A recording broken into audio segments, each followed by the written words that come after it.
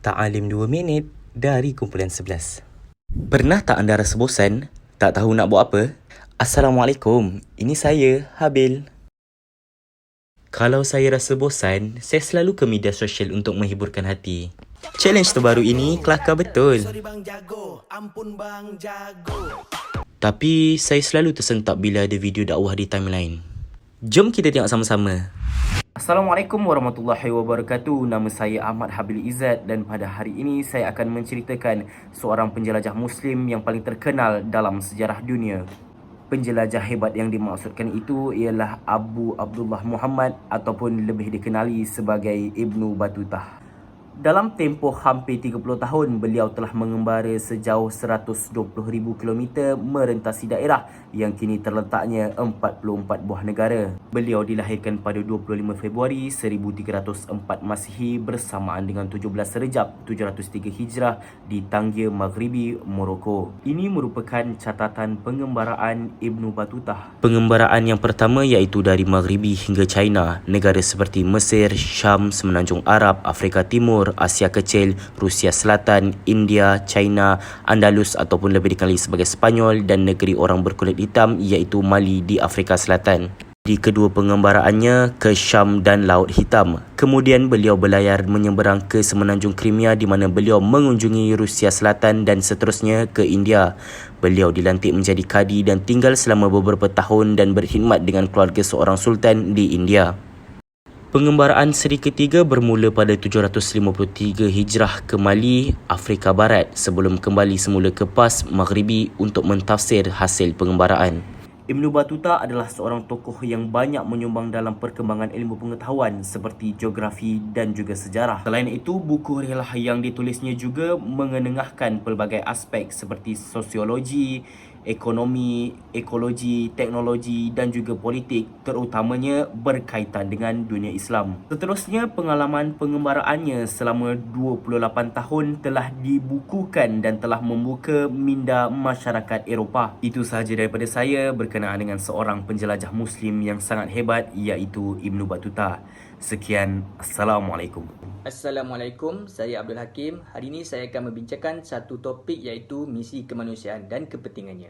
Apa itu misi kemanusiaan? Misi kemanusiaan adalah pelbagai jenis bantuan kemanusiaan untuk meringankan beban mangsa bencana alam dan mangsa peperangan ke negara yang terlibat.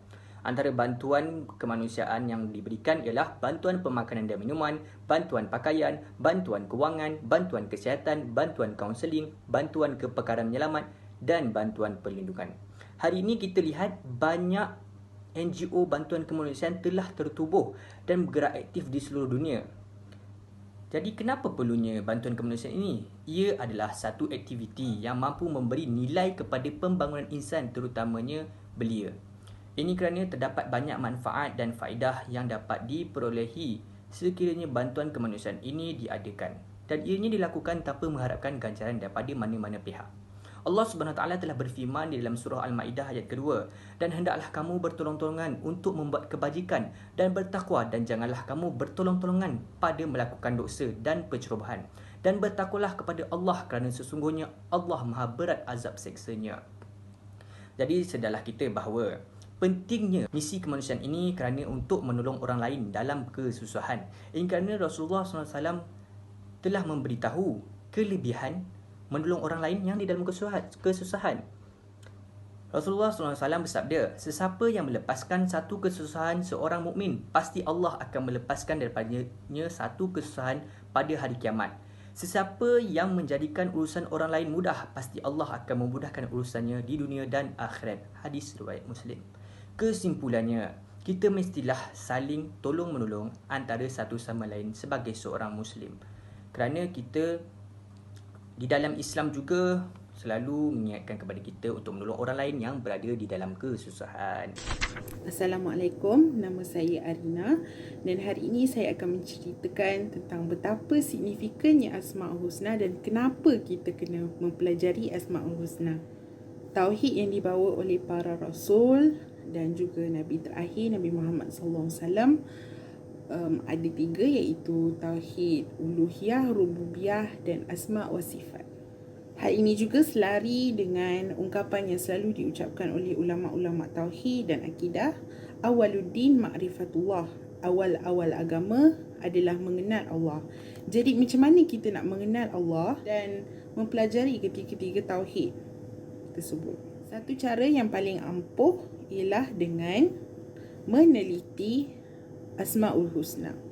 Di dalam surah Al-A'raf ayat 180 Allah berfirman, hanya milik Allah Asmaul Husna, maka bermohonlah kepadanya dengan menyebut Asmaul Husna. Dalam surah Al-Isra ayat 110 pula Allah berfirman, katakanlah serulah Allah atau serulah Ar-Rahman. Dengan nama yang mana saja kamu seru, dia mempunyai Al-Asmaul Husna, yakni nama-nama yang terbaik. Dan apakah kepentingan kita mempelajari dan mengamalkan Asmaul Husna? Rasulullah SAW bersabda, sesungguhnya Allah mempunyai 99 nama, 100 kurang 1. Barang siapa yang memeliharanya, maka dia masuk syurga. Kesimpulannya, fahamilah Asmaul Husna dan beramallah dengannya, kerana orang yang beramal dengannya akan masuk dalam syurga. Assalamualaikum, nama saya Nur Natashina binti Sis. Jadi dalam video ini saya akan bercakap tentang mencari makanan yang halal lagi baik yang dipatuhi syariat. Firman Allah SWT dalam Al-Quran, wahai sekalian manusia, makanlah dari apa yang ada di bumi yang halal lagi baik, dan janganlah kamu ikut jejak langkah syaitan, kerana sesungguhnya syaitan itu ialah manusia yang terang nyata bagi kamu. Surah Al-Baqarah ayat 168.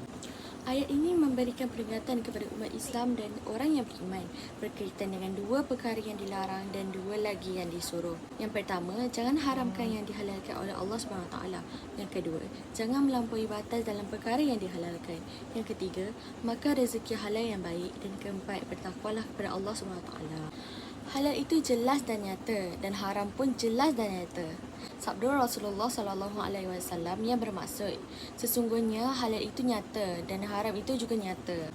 Tetapi antara kedua-duanya ada perkara-perkara mushtabihat, kesamaran yang tidak diketahui oleh kebanyakan orang. Sahih Bukhari dan Muslim. Dalam makanan dan minuman ada yang halal dan ada juga yang haram. Apabila telah jelas yang halal dan haram, jalan terbaik bagi umat Islam ialah pilihlah yang halal dan tinggalkanlah yang haram itu. Sebagai contoh, dalam memilih restoran, gerai makan, makanan, bahan atau barangan yang dijual di kedai, jika ada logo halal yang sah diiktiraf oleh kerajaan, maka itulah yang sepatutnya menjadi pilihan umat Islam. Assalamualaikum, saya Tengku Farhadana dan saya akan menceritakan secara ringkas tentang agama Islam di negara bukan Islam, serta saya akan spesifik kepada topik Islamofobia. Islamofobia bermaksud takut, benci ataupun prejudis terhadap agama Islam serta penganutnya.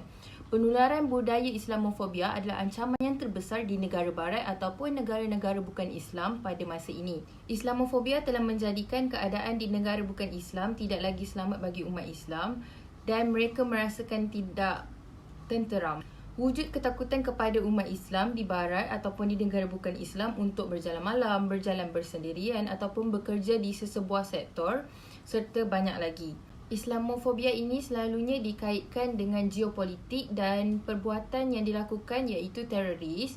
Rakyat dari negara-negara Arab dan juga Asia termasuklah Malaysia seringkali dicurigai dari sesuatu perbuatan walaupun seperti melakukan solat di tempat terbuka ataupun tempat awam, juga dianggap sebagai melakukan perbuatan yang mengancam mereka yang bukan Islam. Namun begitu, jika kita bandingkan Islamofobia ini daripada tahun-tahun sebelum ini dengan tahun sekarang, ada perbezaannya kerana kebanyakan orang-orang yang bukan Islam sekarang sudah banyak menerima agama Islam dan mereka kurang merasa terancam dengan agama Islam. Ini kerana wujudnya penyebaran tentang kebaikan agama Islam, dan agama Islam ini tidaklah seperti yang mereka anggap iaitu sebuah agama yang teroris. Jadi di sini kita dapat lihat tentang pentingnya penyebaran maklumat-maklumat yang baik tentang agama Islam ataupun tentang apa-apa topik sahaja di social media ataupun di internet. Assalamualaikum warahmatullahi wabarakatuh. Nama saya Nur Syifa binti Abdul Nasir. Pada kali ini saya akan mengupas mengenai topik rasuah. Saya akan mulakan terlebih dahulu dengan menjelaskan makna rasuah. Perkataan rasuah berasal daripada bahasa Arab, iaitu al-rishwah. Al-Fayumi berkata, al-rishwah adalah sesuatu yang diberikan oleh seseorang kepada hakim atau orang lain agar hakim itu memenangkannya, atau agar hakim itu memutuskan hukum sesuai dengan apa yang diinginkannya. Dari segi istilah pula, al-rishwah merupakan sesuatu yang diberikan untuk membatalkan kebenaran atau untuk menegakkan kebatilan. Yang batil ialah menerima rasuah, iaitu wang yang diberikan kepada penguasa atau pegawai supaya penguasa atau pegawai tersebut menjatuhkan hukuman yang menguntungkannya atau hukum yang merugikan lawannya menurut kemahuannya. Dalil bagi pengharaman rasuah. Pengharaman rasuah adalah jelas sama ada di dalam Al-Quran dan Al-Sunnah.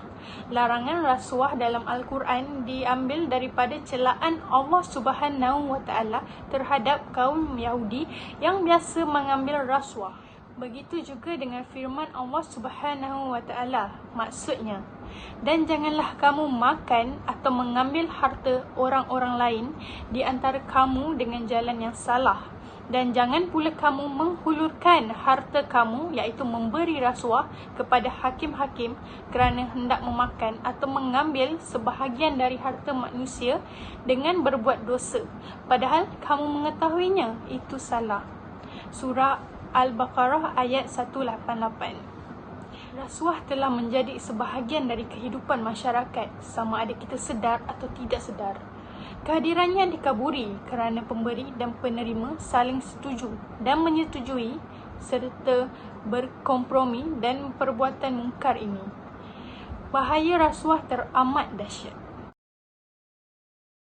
Pada pendapat saya, taklim 2 minit yang kami lakukan ini akan memberikan manfaat terhadap orang lain, termasuk diri kami juga, termasuk saya juga yang bercakap dalam video dalam durasi 2 minit itu akan memberikan manfaat terhadap orang lain.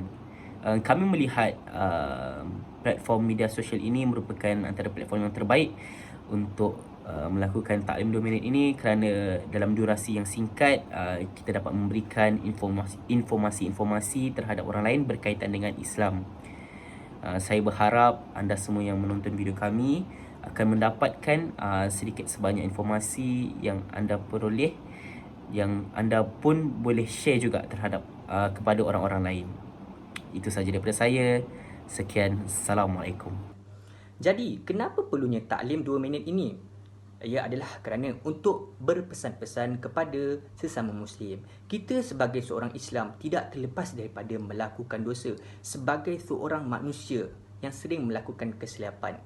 Jadi, bukankah Islam menuntut kita agar berpesan-pesan kepada satu sama lain? Bagi saya, taklim 2 minit adalah satu uslub dakwah yang seiring dengan keperluan semasa. Banyak aplikasi sekarang ni seperti TikTok, Instagram dan WhatsApp Story dan sebagainya di luar sana yang menggunakan video yang berdurasi pendek selama 2 minit untuk menceritakan tentang sesuatu, memberi informasi. Jadi pada pendapat saya, asatizah dan para da'i perlu mengambil peluang untuk berdakwah dengan menggunakan platform sebegini agar orang-orang muda semua tertarik untuk mendengar dan eventually berbuat baik. Jadi refleksi dari saya ialah taklim 2 minit yang kami lakukan ni akan memberikan sedikit sebanyak kebaikan kepada orang-orang yang menonton video kami ni. Ini juga salah satu cara dakwah yang akan menarik perhatian pengguna media sosial kerana kami hanya mengambil masa 2 minit anda semua untuk melihat video-video kami.